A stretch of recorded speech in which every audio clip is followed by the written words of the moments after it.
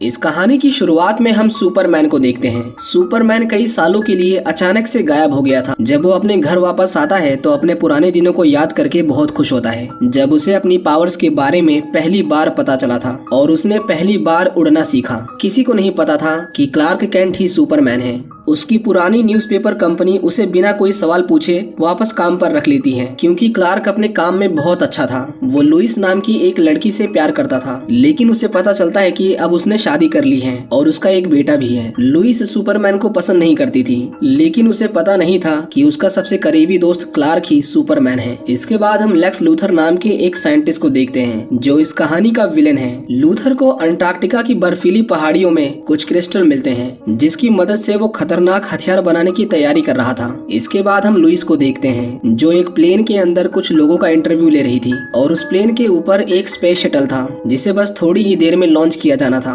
दूसरी तरफ लूथर कहता है कि ये क्रिस्टल पानी के कांटेक्ट में आते ही अपना असर दिखाना शुरू करता है। वो उसके छोटे से टुकड़े को शहर की मेन वाटर पाइपलाइन में डाल देता है, लेकिन ऐसा करने से कुछ नहीं होता। लूथर की गर्लफ्रेंड उसका मजाक बनाने लगती है, पर तभी वो देखते हैं कि पानी में हलचल होने लगी है। अचानक से पूरे शहर की इलेक्ट्रिसिटी कट ऑफ हो जाती है, जिसकी वजह से सारे कम्युनिकेशन डिवाइसेस काम करना बंद कर देते हैं। कुछ देर में शहर की इलेक्ट्रिसिटी दोबारा आ जाती है, लेकिन लुइस जिस प्लेन में बैठी थी उसके कंट्रोल सब खराब हो चुके थे। लेकिन तभी उनके काउंटडाउन के अकॉर्डिंग उसके ऊपर लगा स्पेस शटल स्टार्ट हो जाता है, लेकिन क्योंकि समय रहते वो प्लेन से अलग नहीं हो पाया था, इसीलिए उसके थ्रस्टर्स उस प्लेन के पंखों को जलाने लगते हैं, जिसकी वजह से उनका प्लेन क्रैश करने लगता है। जब टीवी में उस प्लेन की खबर दिखाई जाती है तो क्लार्क तुरंत ही उस प्लेन में बैठे लोगों को बचाने के लिए अपने सुपरमैन के कॉस्ट्यूम को पहन लेता है। वो कुछ ही मिनटों में उस प्लेन तक पहुंच गया था और सबसे पहले सुपरमैन उस स्पेस शटल को प्लेन से अलग करता है और उसे स्पेस में ले जाकर छोड़ देता है, लेकिन वो एरोप्लेन अभी तेजी से नीचे गिर रहा था। सुपरमैन उसके दोनों पंखों को तोड़ देता है ताकि उसमें और आग न लगे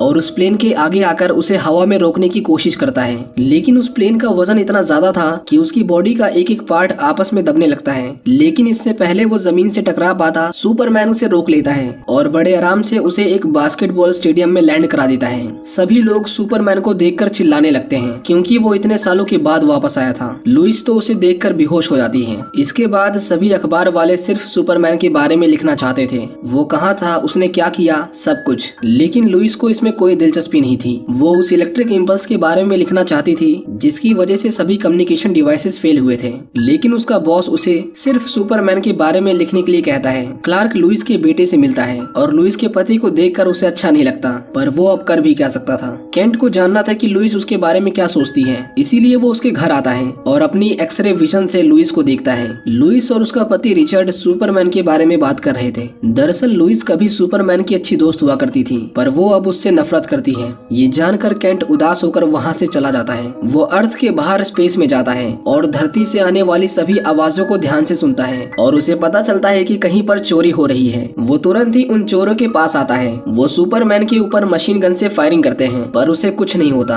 वो उन्हें पुलिस को सौंप देता है। एक औरत की कार के ब्रेक्स फेल हो गए थे, लेकिन सुपरमैन उसका एक्सीडेंट होने से पहले उसे बचा लेता है, पर वो कहती है कि उसे सांस लेने में दिक्कत आ रही है, इसीलिए वो उसे हॉस्पिटल ले चले। सुपरमैन उसे तुरंत ही हॉस्पिटल तक छोड़ देता है, लेकिन ये सब लेक्स लूथर की चाल थी ताकि वो सुपरमैन का ध्यान भटका सके। वो इसी बीच एक म्यूजियम से क्रिप्टोनाइट चोरी कर लेता है, जो 1978 में स्पेस से गिरा था और क्रिप्टोनाइट सुपरमैन की सबसे बड़ी कमजोरी है। उस रात सभी को बचाने के बाद सुपरमैन की खबर वहाँ के हर अखबार में थी। लुइस उस म्यूजियम में हुई चोरी के बारे में लिखना चाहती थी, पर उसका बॉस सिर्फ और सिर्फ सुपरमैन के बारे में लिखने को कहता है। इसके बाद हम लूथर को देखते हैं। उसकी गर्लफ्रेंड उसे जोर का थप्पड़ मारती है, क्योंकि उसने सच में कार के ब्रेक्स फेल करवा दिए थे। इसके बाद हम उस क्रिस्टल को देखते हैं, जो हरे रंग का था। अब ऐसा नहीं था कि लूथर के बारे में किसी को पता नहीं था, बल्कि सुपरमैन ने उसे पहले भी कई बार पकड़ा था। लेकिन जिस दिन उसके खिलाफ गवाही देनी थी, उसी दिन सुपरमैन गायब हो गया था, जिसके बाद पुलिस ने भी उसे छोड़ दिया। लुइस बिल्डिंग की छत पर सिगरेट पी रही थी, लेकिन तभी वहाँ सुपरमैन आता है। वो उससे कहता है कि लोग जानना चाहते हैं कि मैं इतने समय से कहाँ था, इसीलिए मैं इंटरव्यू देना चाहता हूँ। वो लुइस से माफी मांगता है, क्योंकि वो उसे बिना बताए गायब हो गया था। सुपरमैन लुइस का बहुत अच्छा दोस्त था, लेकिन लुइस को भी नहीं पता था कि क्लार्क ही सुपरमैन है। इसके बाद सुपरमैन उसे अपने साथ आसमान में ले जाता है और उसे समुद्र के ऊपर घुमाता है।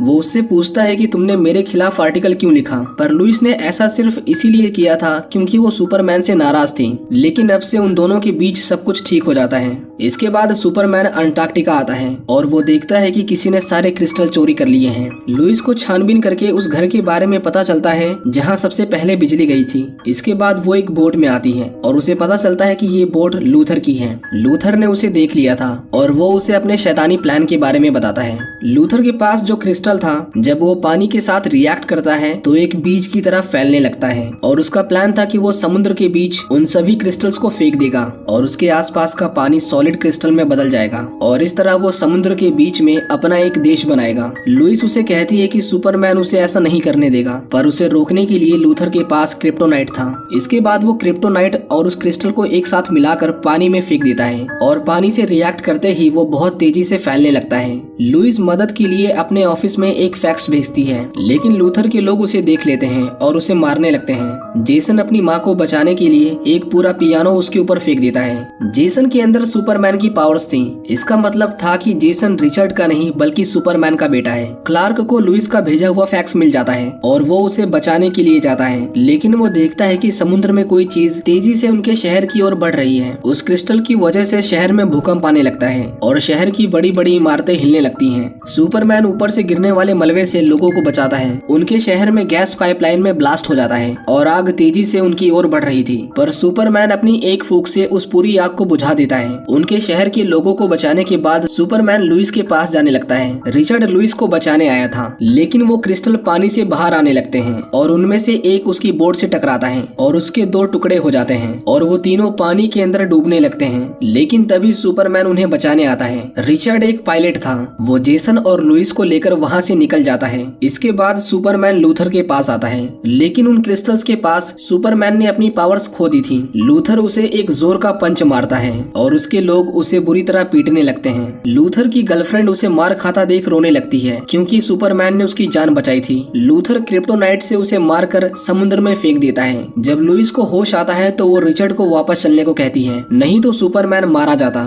वो लोग सुपरमैन को पानी में डूबता हुआ देखते हैं। लुइस तुरंत ही उसे पानी से बाहर निकालती है, लेकिन वहाँ प्लेन के उड़ने के लिए जगह नहीं थी। लेकिन रिचर्ड एक काबिल पायलट था। वो उस प्लेन को किसी तरह उड़ा लेता है। सुपरमैन को होश आ जाता है, लेकिन उसे इन क्रिस्टल्स को बढ़ने से रोकना था, नहीं तो वो उनके पूरे शहर को पानी में डुबा देते। वो लुइस को गुड बाय कहता है और सूरज की रोशनी से वो थोड़ा स्ट्रांग हो गया था। सुपरमैन समुद्र की गहराइयों में जाता है ताकि उसे जड़ से निकाल सके। लूथर अपनी जीत की खुशियां मना रहा था, लेकिन तभी वहाँ भूकंप आने लगता है और उसके लोग चट्टान में दबकर मर जाते हैं। लूथर प्लेन लेकर वहाँ से भाग रहा था, लेकिन उसकी गर्लफ्रेंड उस क्रिस्टल को वहीं पर फेंक देती है क्योंकि वो नहीं चाहती थी कि लूथर और लोगों की जान ले। लूथर सुपरमैन को उस क्रिस्टल को उठाते हुए देखता है जो एक आइलैंड बन चुका था, लेकिन उसमें से क्रिप्टोनाइट निकल रहा था जो सुपरमैन को अंदर ही अंदर मार रहा था। वो किसी तरह उसे स्पेस में लेकर जाता है और उसे सूरज की तरफ फेंक देता है। वो बेहोश होकर नीचे गिरने लगता है और आखिर में जमीन से टकराता है। लोग उसे हॉस्पिटल लेकर जाते हैं और उसकी बॉडी से क्रिप्टोनाइट निकालते हैं, लेकिन वो उसे कोई भी इंजेक्शन नहीं लगा पाते। सभी को लगा कि इस बार सुपरमैन नहीं बच पाएगा।